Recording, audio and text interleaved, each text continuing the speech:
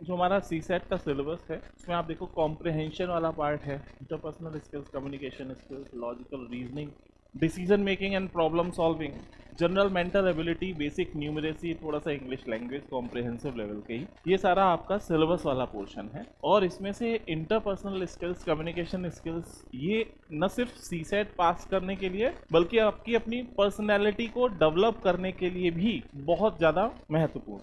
इसमें अगर देखें कि क्या क्या टॉपिक्स हमको पढ़ना चाहिए, क्या क्या चीज़ों पे हमें ध्यान देना है, तो first topic is interpersonal skills. होता क्या है, what is interpersonal? Basic interpersonal skills कौन कौन सी ऐसी स्किल्स होती हैं जिसको हम इंटरपर्सनल स्किल्स के बिल्कुल बेस में माने। Its salient features, behaviour psychology, steps to develop these IPC skills. इसके साथ साथ लीडरशिप, लीडरशिप क्या होता है, difference between leader and manager, boss versus leader, दोनों में क्या अंतर है, and various types of leadership, अलग अलग टाइप क्या है, communication skill versus IPC means interpersonal skills, दोनों में क्या अंतर है, हैंडलिंग कॉन्फ्लिक्ट, जब आप सेलेक्ट हो जाओगे और आईएएस कहीं पर भी हो तो दंगे फसाद तो हमारे इंडिया में होते ही रहते हैं, कैसे हैंडल करोगे अपने वहां पर कॉन्फ्लिक्ट को, कैसे शांत करना है। कहीं पर रिलीजन बेस पे दंगे हो रहे हैं, कहीं पर कोई ऐसी भीड़ है जो कास्ट बेसिस पे लड़ाई करने जा रही है, तो ऐसी मॉब को कैसे आपको हैंडल करना है वो भी यहाँ से ही आ रहा है, handling conflict. So how do we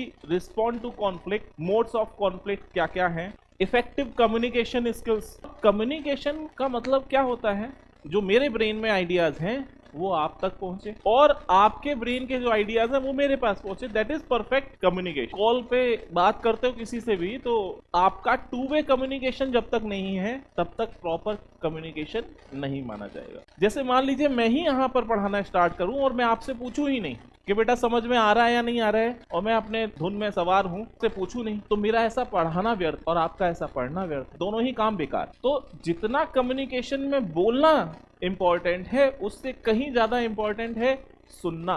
कहते हैं कि इस दुनिया में जितनी लड़ाइयां हैं वो सभी खत्म हो जाए अगर लोग थोड़ा सा चुप रहना सीख लेंगे तो लड़ाइयां कम होंगी।